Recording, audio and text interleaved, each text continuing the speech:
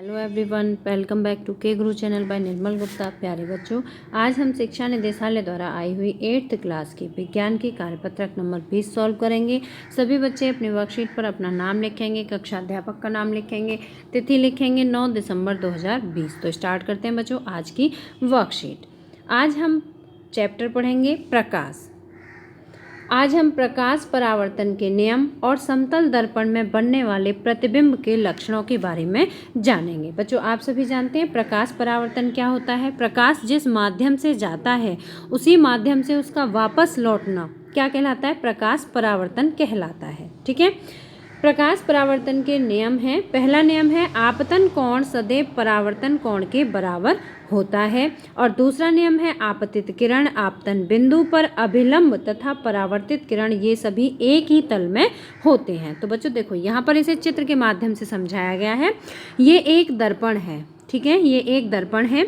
ये आपतित किरण है, मतलब आने वाली किरण है, ये आ रही है, ये इस बिंदु पर गिर रही है। ठीक है, ये प्रकाश इस बिंदु पर आ रहा है। अब ये प्रकाश इसी माध्यम से वापस जा रहा है, तो ये जो वापस जाने वाला है किरण, ये क्या है? ये परावर्तित किरण कहलाती है।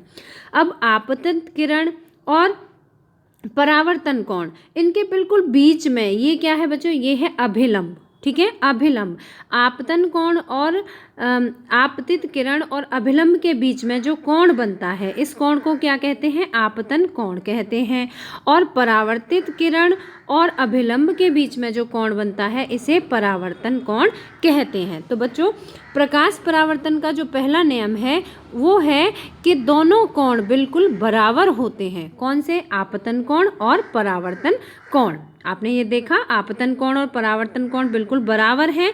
ठीक है, और दूसरा है आपतित किरण, ये किरण है आपतित किरण। ठीक है, और आपतन बिंदु, ये आपतन बिंदु है। ठीक है, और अभिलंब, ये अभिलंब है, और परावर्तित किरण, ये परावर्तित किरण है। तो ये सभी कहाँ होते हैं? एक ही तल में होते हैं। ये तल है और ये बिंदु है, इसी बिंदु पर सभी दिखाई देते हैं।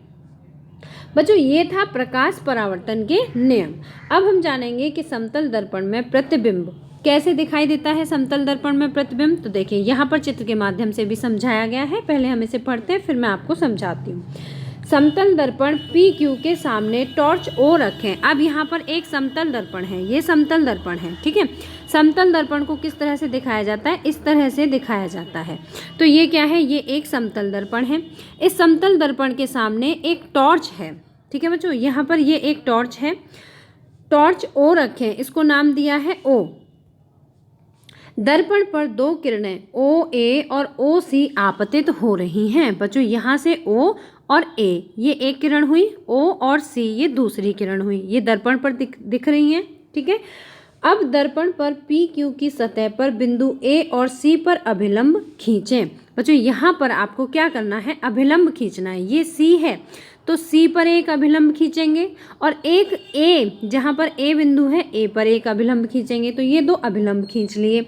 अब बिंदु A से परावर्तित किरण AB और बिंदु C से परावर्तित किरण CD खींचें। बच्चों देखो, यहाँ पर जो A बिंदु है, यहाँ से एक परावर्तित होगी किरण, तो ये हो गई AB किरण। ठीक है, C बिंदु से परावर्तित हो रही है किरण, तो ये हो गई CD किरण। अब इन रेखाओं को पीछे की ओर बढ़ाइए। बच्चों, ये जो रेखाएं हैं, ये है समतल दर्पण। अब आपको क्या करना है? इन रेखाओं को पीछे की ओर बढ़ाना है। तो ये देखिए, C से रेखा यहाँ पीछे की ओर हमने बढ़ाई, और यहाँ पर A बिंदु था, A से हमने रेखा पीछे की ओर बढ़ाई। क्या अब ये रेखाएं आपस में मिलती हैं? तो हाँ बच्चों, हमने देखा कि ये रेखाएं यहाँ आपस में मिलती हैं। यदि हाँ, तो इस बिंदु को O से निरूपित कीजिए। अब हम इस बिंदु को क्या नाम देंगे? O नाम देंगे। इसमें आपको दिख रहा है O दिया है। क्या परावर्तित किरणें E पर स्थित किसी दर्शक के नेत्र को बिंदु O से आती प्रतीत होंगी? अब बच्चों, यहाँ से अगर कोई व्यक्ति देखता है तो उसे कैसा दिखाई देगा कि ये किरणें कहाँ से आ रही हैं? O बिंदु से आ रही हैं, है ना। उसे ये नहीं दिखेगा कि ये समतल दर्पण से C से आ रही हैं किरणें, नहीं। क्यों? क्योंकि ये जो किरणें हैं बच्चों, ये जितनी दूरी पर हमारे समतल दर्पण होता है, हमें समतल दर्पण में उतनी ही अधिक दूरी पर वो दिखाई देता है। ठीक है, जो चीज़ हम देख रहे हैं वो उतनी ही दूरी पर दिखाई देती है। तो जब हम देखते हैं तो वो किरणें हमें ये दूरी और ये दूरी दोनों को प्लस करके दूरी दिखाई देती है। क्योंकि परावर्तित किरणें वास्तव में O पर नहीं मिलती हैं बल्कि मिलती हुई प्रतीत होती हैं। बच्चों वास्तव में यहाँ पर नहीं मिलती हैं ये रेखाएं, लेकिन क्या होता है, हमें ऐसा प्रतीत होता है, हमें ऐसा आभास होता है। इसलिए हम कहते हैं कि बिंदु O का आभासी प्रतिबिंब O पर बनता है। ठीक है बच्चों, तो आभासी जो चीज़ हमें आभास हो रही है, जो हकीकत में नहीं है लेकिन हमें केवल महसूस हो रही है, आभास हो रही है, वो आभासी प्रतिबिंब कहाँ पे बनता है, O पर बनता है। तो यहाँ पर O पर आभासी प्रतिबिंब बनता है।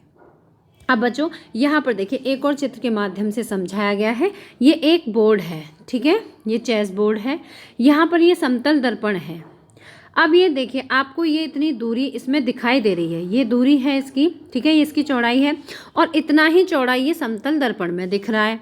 ठीक है, तो जब हम यहाँ से देखेंगे तो ये हमें कितना दिखाई देगा, ये दूरी प्लस ये दूरी, दोनों दूरी के बराबर मिलाकर दूरी हमें दिखाई देगी। ठीक है, ये वस्तु हमें इतनी दिखेगी कि ये वाली दूरी और ये वाली दूरी दोनों को मिलाकर। तो देखिए प्रतिबिंब दर्पण के पीछे उतनी ही दूरी पर दिखाई देता है जितनी दूरी पर वस्तु दर्पण के सामने रखी होती है। मीन्स जितनी दर्पण के सामने होती है उतनी ही दूरी पर वो हमें अंदर दिखाई देता है दर्पण में।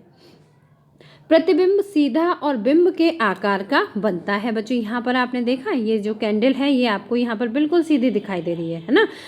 प्रतिबिंब को पर्दे पर प्राप्त नहीं किया जा सकता। पर्दा मतलब ठोस चीज़ें, ठीक है, जो कि ठोस होती हैं, जो कि जिसमें कि हमें दिखाई नहीं दे सकता है, अतः यह आभासी बनता है। जिसमें दिखाई नहीं देता तो वहाँ हम केवल सोच लेते हैं, ऐसा आभास करते हैं, तो ये क्या है, आभासी बनता है।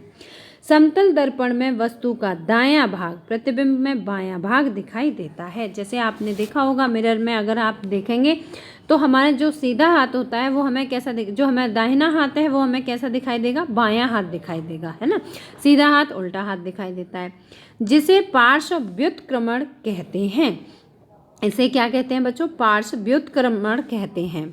क्या आप समझ सकते हैं कि एम्बुलेंस, बच्चों आप सभी ने एम्बुलेंस गाड़ी देखी होगी, एम्बुलेंस इस तरह से स्पेलिंग लिखी होती है, लेकिन इसमें एम्बुलेंस गाड़ी के ऊपर इस तरह से हमें दिखाई देती है। ठीक है, तो शब्दों को इस प्रकार क्यों लिखा जाता है बच्चों, आपको बताना है ये बात कि इन शब्दों को ऐसे क्यों लिखा जाता है। अब देखिए यहाँ पर ये सीधा हाथ उठा रहा है अपना, ठीक है, राइट हैंड उठा रहा है। अब इसमें कैसा दिखाई दे रहा है, हमें उल्टा दिखाई दे रहा है। ठीक है, यहाँ पर देखिए अब समतल दर्पण द्वारा बनने वाले प्रतिबिंब के कोई 4 लक्षण बताइए। तो इसमें बच्चों ये जो चित्र है यहाँ पर क्या है, सीधा और बिंब के आकार का बनता है। इसमें जो प्रतिबिंब है वो कैसा दिखाई दे रहा है, वो बिंब के आकार का दिखाई दे रहा है। ठीक है, जैसा यहाँ पर है वैसा ही यहाँ पर दिखाई दे रहा है, लेकिन इसमें ये हाथ दिखाई दे रहा है तो इसमें इधर वाला राइट की जगह लेफ्ट दिखाई दे रहा है। ठीक है बच्चों, तो ये कैसा हो गया, ये उल्टा दिखाई दे रहा है इसमें। समतल दर्पण द्वारा बनने वाले प्रतिबिंब के कोई 4 लक्षण बताइए। तो पहले प्रश्न का उत्तर आप यहीं से लिखेंगे।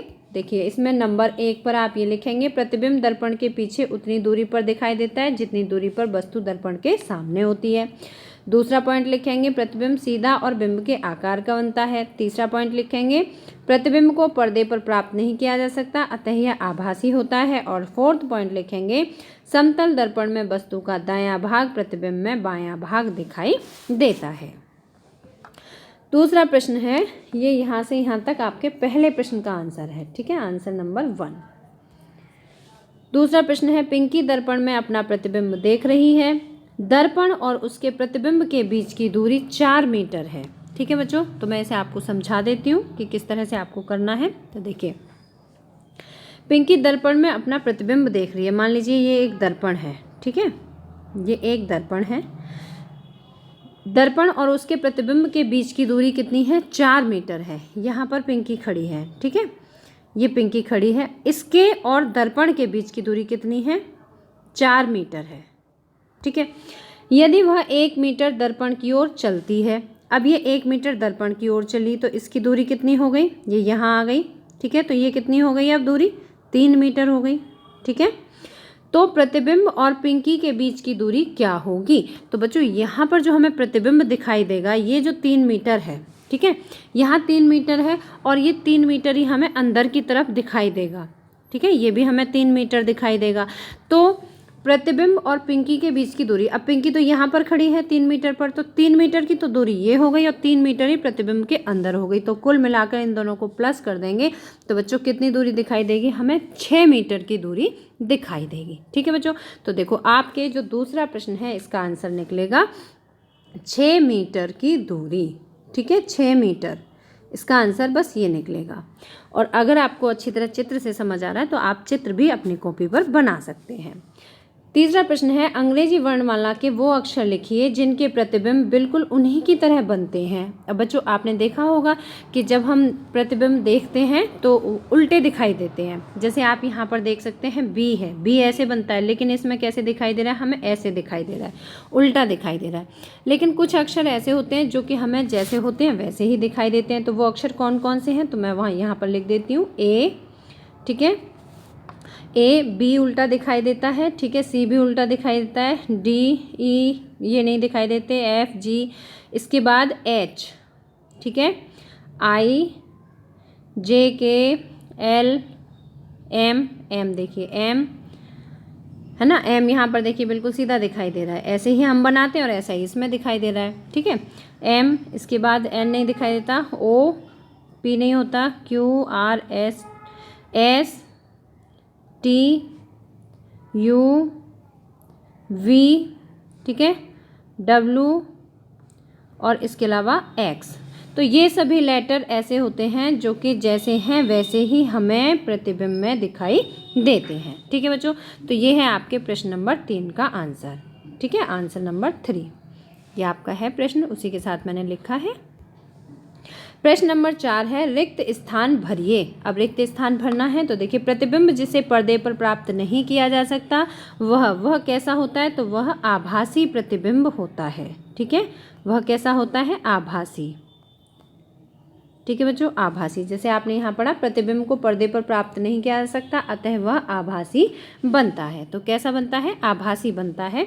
समतल दर्पण में वस्तु का भाग प्रतिबिंब का भाग दिखाई देता है। तो बच्चों यहाँ पर आप आंसर लिखेंगे, कोई सा भी लिख सकते हैं हम, दायां भाग बायां दिखाई देता है या बायां भाग दायां दिखाई देता है। ठीक है, या आप सीधा उल्टा भी लिख सकते हैं। ठीक है, तो दायां भाग देखेंगे हम तो वो कैसा दिखाई देगा, बायां भाग दिखाई देगा। ठीक है बच्चों, तो इस तरह से आपकी वर्कशीट पूरी हुई। मुझे उम्मीद है कि आपको अच्छी तरह समझ आ गई होगी। अगर आपको समझ आई है तो आप इसे लाइक ज़रूर करना, अपने फ्रेंड्स के साथ शेयर करना, और अगर आपने अभी तक हमारे चैनल को सब्सक्राइब नहीं किया तो सभी बच्चे सब्सक्राइब जरूर करना। मिलते हैं फिर इसी तरह की नेक्स्ट एजुकेशनल वीडियो के साथ। Till then bye bye, good luck to all of you.